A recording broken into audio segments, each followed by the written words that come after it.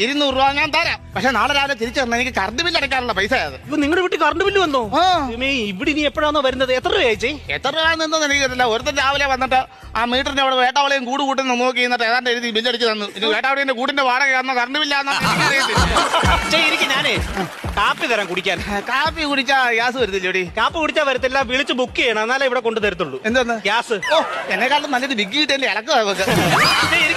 കാപ്പി എടുത്തോണ്ട് വരാം. ഞാനിവിടെ വരട്ടില്ലേ അടുക്കളയിലോട്ട്? വേണ്ട വേണ്ട, അടുക്കള വരണ്ട. അടുക്കള വരുന്ന എന്തിനാണെന്നറിയോ? ഉണ്ടാക്കി വെച്ചതിന്റെ അടപ്പ് തുറന്നു നോക്കൂ എന്തുവാന്ന് അറിയാം. എന്നിട്ട് അതെ, ഈ സർഗമ കൊച്ചുണ്ടല്ലോ, ഈ നാട്ടിലെ ഏറ്റവും ഇതുപോലൊരു പാപം പിടിച്ച കൊച്ച്. എന്റെ ദൈവമേ, ഇവള് ഗുണം പിടിക്കല്ലേ. ഞാൻ ഇവിടെ വന്നത് ഇവിടെ കാപ്പി കൂച്ചാലൊന്നും അല്ല.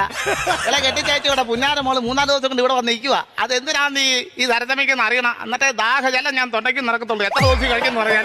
എന്റെ പൊന്നിതെന്ന് പറയാ, അയ്യപ്പോ അയ്യപ്പനേ, ഓ നിരിക്കട്ടെ ദൈവമേ. ഓ, ഇവളന്മാരെക്കാട്ടിലും ഇളക്കം വന്നിട്ടുണ്ട് വീട്ടിലെ കസാരക്ക്.